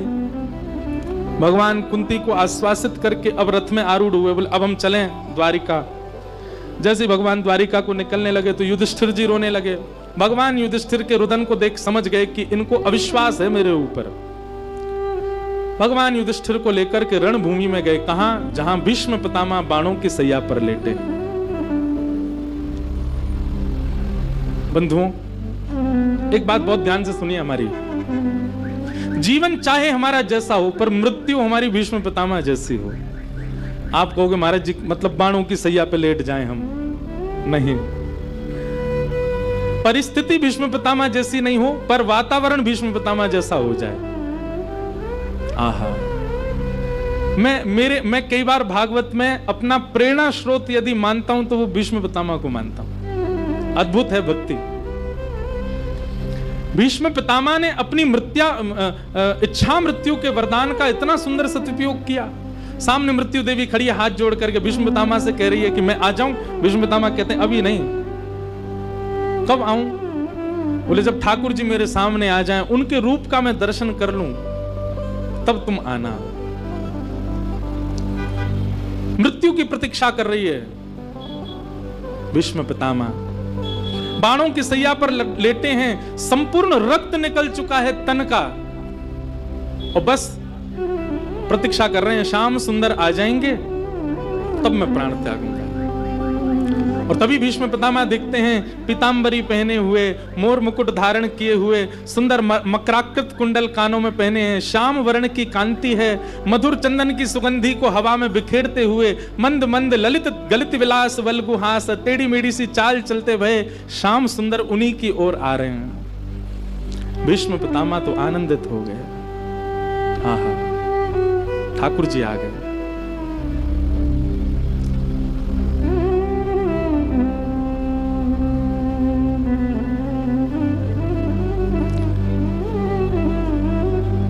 बोलो श्री राधा वल्लभ लाल की जय। परमानंद। आज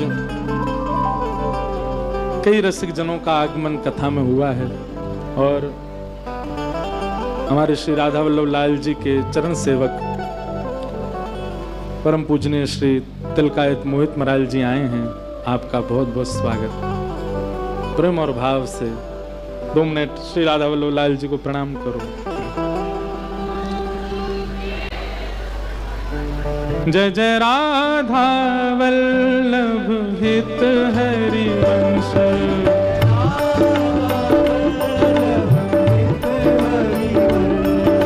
जय जय राधा वल्लभ प्यारो हरि वंश,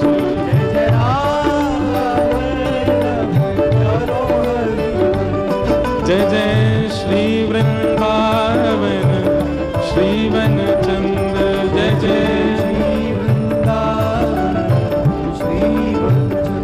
जय जय श्री वृंदावन श्रीवन चंद्र, जय जय श्री वृंदावन श्रीवन चंद्र, जय जय राधा वल्लभ प्यारो हरि वंश, जय जय राधा वल्लभ हित हरि वंश, जय राधा वल्लभ हित हरि वंश,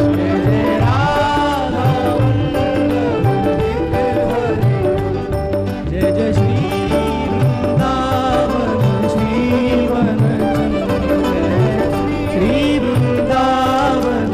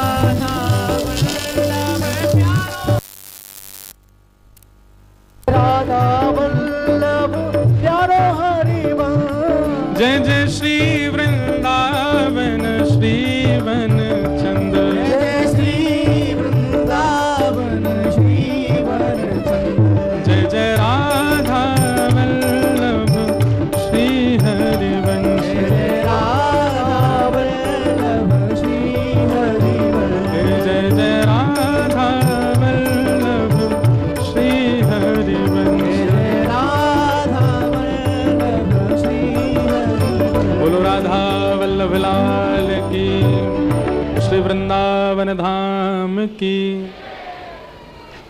आज परम सौभाग्य, सब विशिष्ट जन कथा में पधार रहे हैं। साथ ही आज हमारे वृंदावन के लाडले ठाकुर प्यारे श्री राधा वल्लभ लाल जी के परम चरण सेवक तिलकायत श्री मोहित महाराज जी महाराज पधारे हैं। संपूर्ण परिवार सहित आए हैं। बहुत बहुत आपको प्रणाम वंदन। अब कथाक्रम को हम थोड़ा शीघ्र आगे बढ़ाएं। आज कथा में मानो ठाकुर जी यूँ कह रहे हैं, आज कथा मत करो, गाते ही रहो तुम। कुछ ना कुछ भाव प्रकट है ही रहे हैं। जया किशोरी जी भी आई हैं, आप भी अभी प्रस्थान कर रहे हैं। मैंने कि नहीं, ऐसे नहीं जान देंगे। वृंदावन तो वो वृंदावन है कि वो एक बार आवे तो वह को पकड़ ले, वह को जान नहीं दे।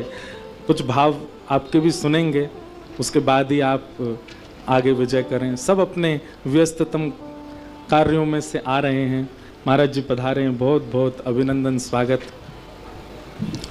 किन्हीं का भाव आया था कि महाराज जी आज हमारे राधा वल्लभ लाल जी के महाराज जी आ रहे हैं, तो आज राधा वल्लभ जी का ही प्राकट्य करो कथा में। पर अब क्रम सह चल रहे हैं, तो पहले गोविंद देव जी, फिर मदन मोहन जी, तो आज गोपीनाथ जी, कल राधा रमण जी, परसों राधा वल्लभ जी। और ये तो हमारे लिए बोनस हो गया ना कि आज महाराज जी के रूप में राधा वल्लभ जी आ गए, परसों राधा वल्लभ जी चरित्र के रूप में आ जाएंगे, कथा के रूप में आ जाएंगे। दो बार आना होगा। महाराज जी पधारे हैं, बहुत बहुत आपको वंदन करते हैं। भीष्म पितामह की स्तुति हम थोड़ी सी सुने, उसके बाद फिर मधु पंडित के श्री गोपीनाथ जी प्रकट करके फिर कथा को हम विश्राम की ओर ले चलेंगे। जया जी के भी सुंदर भाव सुनेंगे। सब लोग आनंदित होते हैं उनसे। प्रथम बारी आज मिलना हुआ आपसे भी, तो आना हुआ है। चंडीगढ़ इतनी दूर आए हैं, तो फिर कुछ भाव तो भागवत जी की सेवा में अर्पित करेंगे। सब लोग बहुत सावधानी से सुनो। भीष्म पितामह बाणों की सैया पर लेटे हैं। इतना तो कहना स्वामी, जब प्राण तन से निकले, गोविंद नाम लेकर जब प्राण तन से निकले, पीतांबरी कसी हो, मुखड़े पे एक हंसी हो, छवि मन में ये बसी हो, जब प्राण तन से निकले।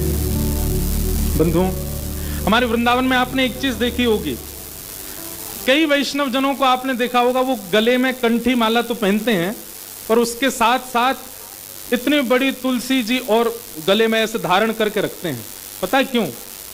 वो छोटी सी भक्तमाल जी पहन के रखते हैं गले में, क्योंकि ऐसी भावना, ऐसी कथा आती है कि श्री भक्तमाल जी, एक सेठ जी ने भक्तमाल जी को ला करके घर में रखा, कभी पाठ नहीं किया, केवल ला के रख लिया, अपने हृदय से रोज लगाते थे।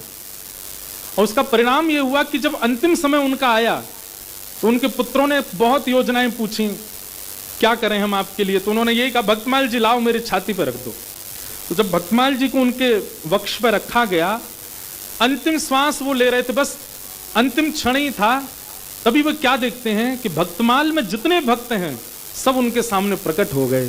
श्री ध्रुव जी, श्री प्रहलाद जी, मीराबाई, गोस्वामी तुलसीदास, जितने भक्तों के चरित्र हैं, श्री हितरवंश महाप्रभु, स्वामी श्री हरदास जी महाराज, हरिराम व्यास जी, सब सामने प्रकट हो गए। और सब उन सेठ जी के दिव्य चेतना को ऐसे हाथ पकड़ करके स्वयं निकुंज में लेकर के गए। अंते यामती सा गति, अंत में जो हम सोचते हैं वैसी हमारी गति होती है। अंतिम क्षण में श्री भक्तमाल जी का निवास चित्त पर हो जाए, इसलिए हमारे वृंदावन में छोटी छोटी भक्तमाल जी धारण करते हैं अपने कंठ में। कई संतों, बड़े बड़े संतों को आपने देखा होगा, वो गले में धारण करके रखते हैं ऐसी माला, उसमें भक्तमाल जी होती हैं।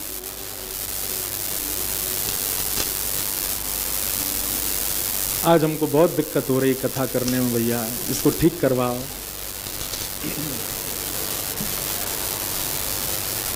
आप सब लोग देखो इधर ही। तो भीष्म पितामह भगवान की स्तुति गा रहे हैं,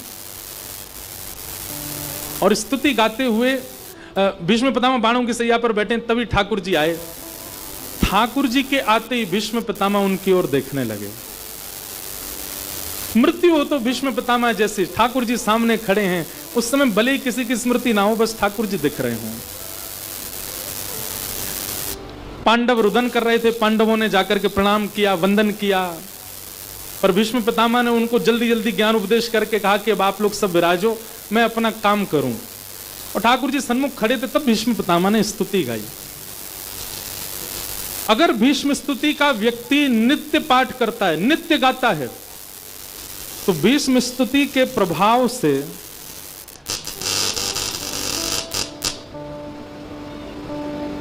बोलो वृंदावन बिहारी लाल की। कहां जाएं हम, बिना माइक के कथा सुनाते पीछे वाले अपने आप सुन लियो। ठाकुर जी अब ज्यादा ही परेशान कर रहे हैं आज तो लेकिन सुनो, तो भीष्म पितामह ने स्तुति गाई भगवान की, और अपनी स्तुति में भीष्म पितामह ने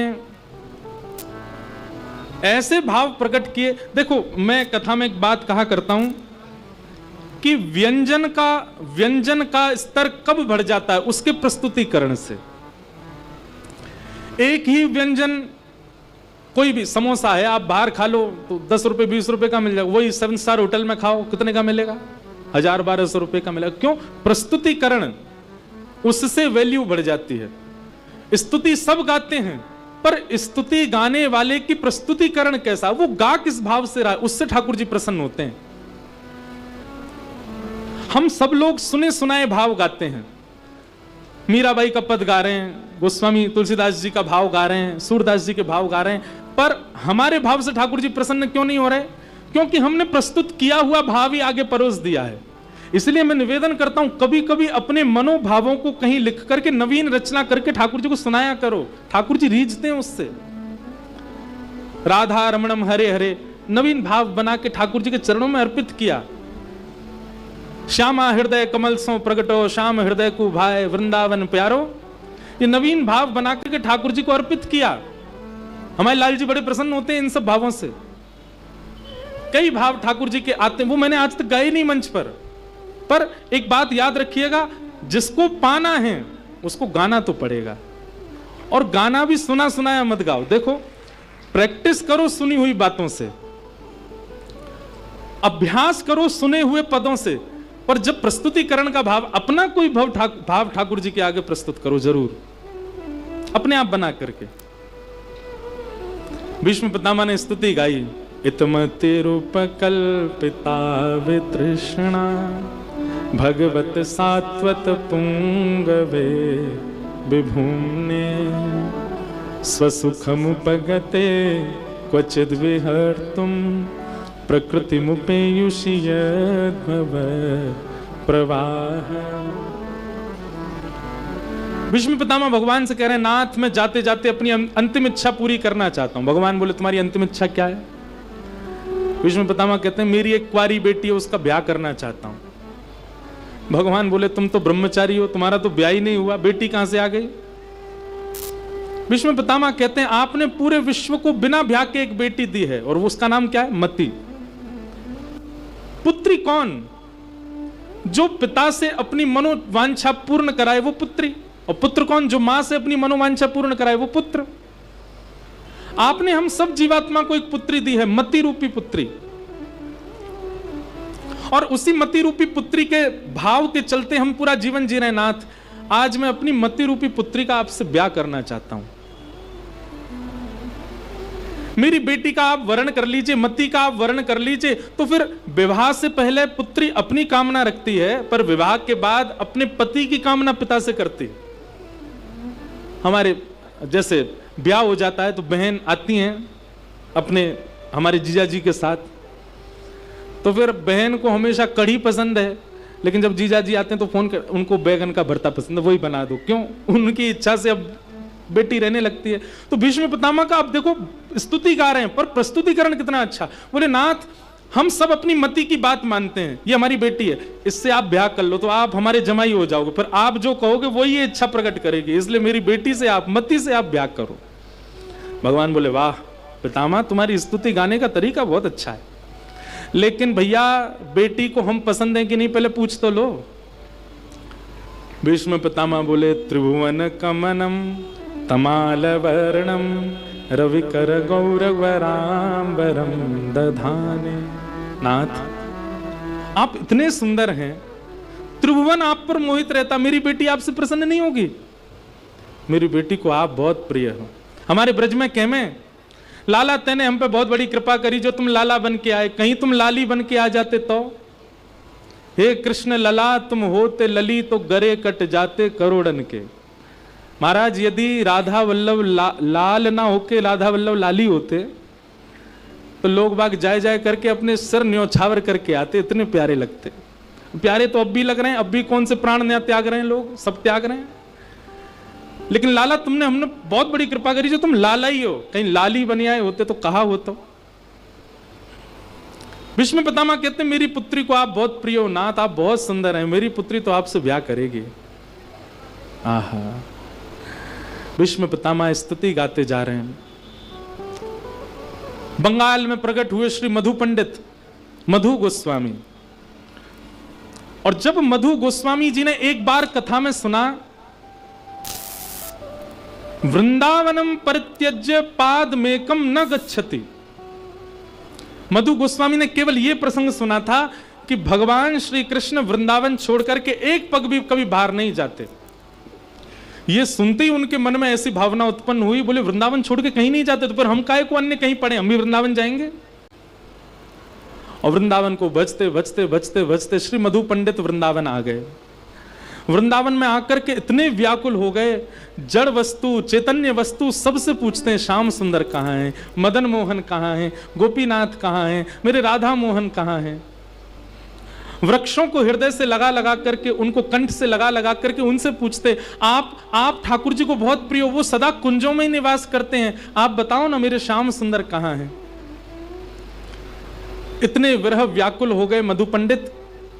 एक दिन वृंदावन में बाढ़ आई, बहुत ध्यान से सुनना, और यमुना जी में बाढ़ आई तो मधु पंडित एक टीले पर बैठे थे। टीला समझते, किनारे पर ही मिट्टी का ऊंचा सा टीला था, उस पर बैठे थे। अब जब बाढ़ आती है तो बाढ़ तो सब तो अपने अंदर समेट लेती है। जिस टीले पर वो बैठे थे वो धीरे धीरे खिसक रहा था यमुना जी में, लेकिन मधु पंडित तो एकाग्र चित्त नेत्र बंद करके और विरह भाव से रुदन करते जा रहे थे, नेत्रों से अश्रुपात करते जा रहे थे। नाथ, क्या मैं योग्य नहीं हूं?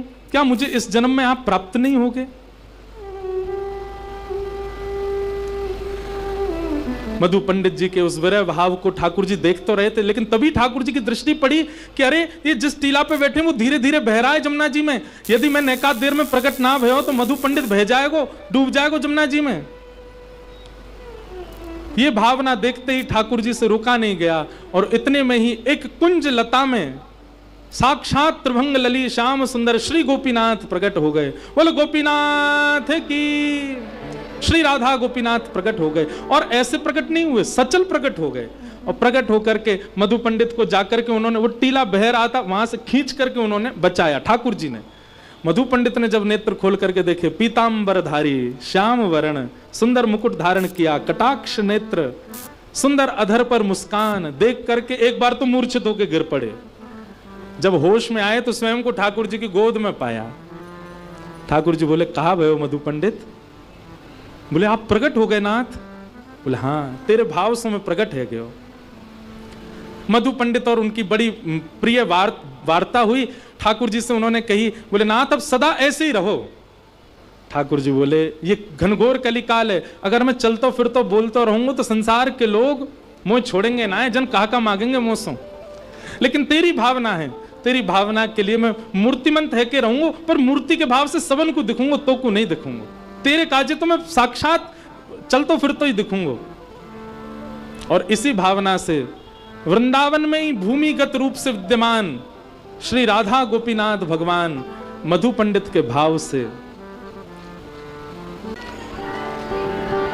बड़भागी हैं कि वृंदावन प्रकट उत्सव चंडीगढ़ के इस भागवत सत्र में सब लोगों को अपने बगल वाले की सौगंध, बिल्कुल शांत हो जाओ।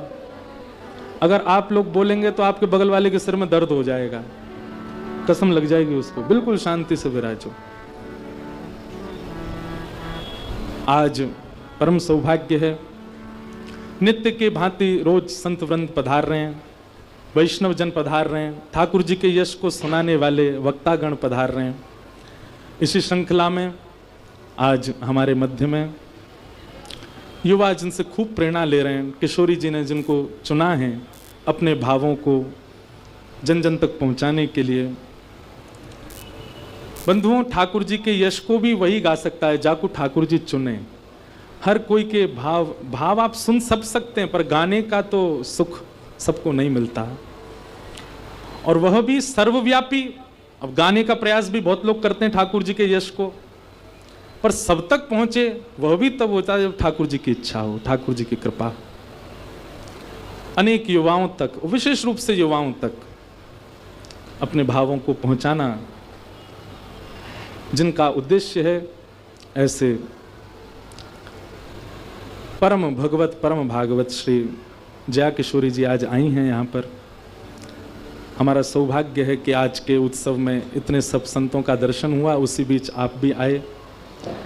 सब युवा यहाँ बैठे हैं, सबका भाव है कि आप श्री कुछ भाव कहें कथा के इस उत्सव के लिए। हमारे विपराग जी को इतना किशोरी जी बल दें कि ये हर वर्ष का ये उत्सव अगले वर्ष भी होने वाला है, और अगले वर्ष भी आनंद होगा, खूब उत्सव में उत्साह बढ़ेगा। आप जैसे वैष्णवों का आशीष मिलना इस उत्सव के लिए श्रेष्ठ होगा। उसके बाद फिर हम हमारे मध्य पधारे विराजमान आज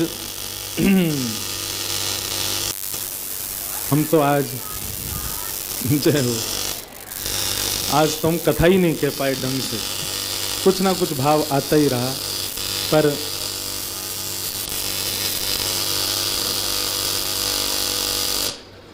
जैसे भी भाव हैं सब में सब भाव सुने हैं। तो अभी हम श्रवण करें, थोड़ा सा आप सब लोग बिल्कुल शांति धैर्य पूर्वक होकर के श्रवण करो। उसके बाद फिर हमारे महाराज जी पधारे वृंदावन से, आपके भी भाव सुनेंगे। आज कथा के उपरांत नित्य संकीर्तन हो रहा है। आज के संकीर्तन में किशोरी जी ठाकुर जी के यश को बड़े भाव से गाते हैं, जो ऐसे निकुंज कामरा जी और अरुषि गंभीर दोनों पधारे हैं, वे भी अपने भाव यहाँ सुनाएंगे 8 बजे से। आप सब लोग विराजना, मैं भी थोड़ी देर जाके फिर वापस आ जाऊँगा। इस प्रकार से क्रम और कल की सुनो, कल है कृष्ण जन्मोत्सव। कल तो नंद घरानंद भयो जय कन्हैया। कल आप सब लोग पीले पीले वस्त्र पहन करके आना, भाई लोग सब धोती पहन के आना, और पीले पीले पटका डाल करके। महाराज कल कुछ सरप्राइजिंग हो सकता है कथा में, हम पहले से ही नहीं बताएंगे। पर हमारे विपराग जी बोले महाराज जी ऐसो कछु करो। बोले कहा करें? बोले सब गिर जाएं, रिपट जाएं, ऐसो कछु हो। मैंने कि भैया देखते हैं, वृंदावन में तो होता ही आनंद, पर कल की कथा में कुछ विशेष होगा ही, तो वो सरप्राइज है, होगा क्या सही बताएं तो हमें भी नहीं पता, रात में डिस्कस करेंगे कि क्या करें। तो कल खूब आनंद होगा। आज हम लोग कथा को विराम दे रहे हैं। पूज्य श्री जया किशोरी जी आई हैं, उनको हम प्रार्थना करते हैं कि सब युवाओं को कुछ अपना भाव प्रस्तुत करें। जय जय श्री राम, जय जय श्री राम, जय जय श्री राम।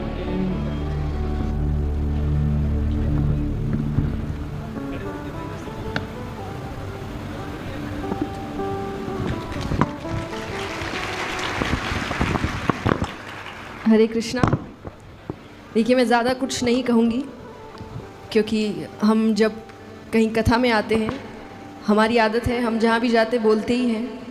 हमें कम मौका मिलता है कि जब हम सुनने आए, तो मैं आज यही रखूँगी कि मैं सुनने आई हूँ, बोलने नहीं। और बहुत बहुत धन्यवाद व्यासपीठ पर इंद्रेश जी महाराज, सभी संतगणों को मेरा प्रणाम, और विपराग जी के लिए बहुत बहुत धन्यवाद। आपने मुझे निमंत्रण दिया और इस अद्भुत कथा का आनंद लेने का मुझे अवसर दिया। आप सभी का बहुत बहुत धन्यवाद कि आप सभी इतनी संख्या में आए हैं, क्योंकि हम सभी यही कोशिश कर रहे हैं कि आपको भक्त बना सके, भगवान से जोड़ सके। और बहुत सुंदर प्रसंग आज श्रीमद् भागवत की रचना ही इसलिए हुई है कि आपको भगवान से प्रेम कराया जाए, और इसी में उसमें लीलाएं लिखी गई है ज्ञान को पीछे रख के प्रेम और भक्ति को आगे रखा गया है, क्योंकि किसी साधारण व्यक्ति से भी प्रेम तभी होगा जब उसके बारे में जानोगे। तो भगवान से प्रेम करने के लिए भी भगवान को जानना पड़ेगा, और कथाएं भगवान को जानने का एक तरीका है कि भगवान कैसे हैं, क्यों हमारे लिए ये सब कर रहे हैं, जबकि हमारे पास उनको देने के लिए कुछ है नहीं। आज हर रिश्ता स्वार्थ का है, स्वार्थ से हम काम करते हैं, और ये सच्चाई है, छुपने की ज़रूरत है नहीं इसके पीछे कि नहीं हमारा रिश्ता तो ऐसा नहीं है, सबका यही है। हम स्वार्थ के लिए काम करते हैं। सिर्फ भगवान अकेले ऐसे हैं जो हमारे लिए बिना स्वार्थ के काम करते हैं। तो निस्वार्थ प्रेम, निस्वार्थ प्रेम अगर आप किसी से सीख सकते हैं तो आप भगवान से सीखिए। और सब स्वार्थ का करते हैं, सिर्फ भगवान हमसे निस्वार्थ करते हैं, क्योंकि हम उनको कुछ नहीं दे सकते, उनके पास सब पहले से है, फिर भी वो आपकी सहायता कर रहे हैं। नरसिंह भगत के लिए गाठड़ी उठा रहे हैं, अब मतलब है सेवकों की कमी है उनके पास, वो नहीं आ सकते कि आओ भाई सेवक आओ सामान उठाओ, खुद उठा के आ रहे हैं। क्यों उठा रहे हैं? प्रेम है। तो यही सब सुनने के लिए आप कथा में आए हैं, ध्यान से सुने और बहुत बहुत धन्यवाद। 2 लाइन बस मैं एक ही गाऊंगी कि जो मेरा सबसे पसंदीदा भजन है, कहीं ना कहीं मेरा जीवन यही है।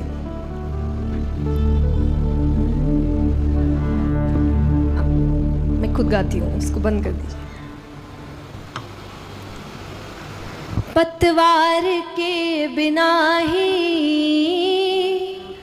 मेरी नाव चल रही है, हैरान है ज़माना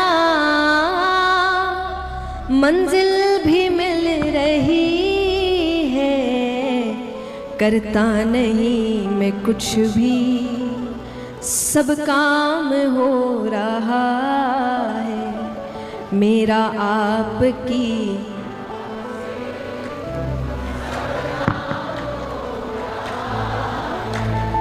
करते हो तुम मेरा नाम हो रहा है, करते हो तुम मेरा नाम हो, मेरा आपकी सब काम हो रहा। बोलिए कृष्ण कन्हैया लाल की।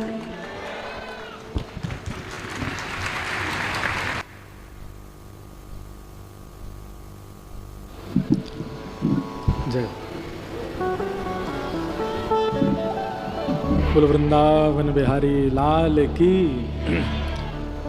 हमारे मध्य में पूज्य जया किशोरी जी आई, उनको बहुत बहुत वंदन व्यासपीठ से।